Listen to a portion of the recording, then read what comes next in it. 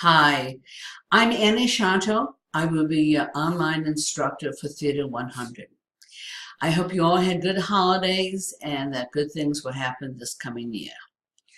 So classes begin in 2 weeks, and I just thought I would give you a heads up about what is expected for this class.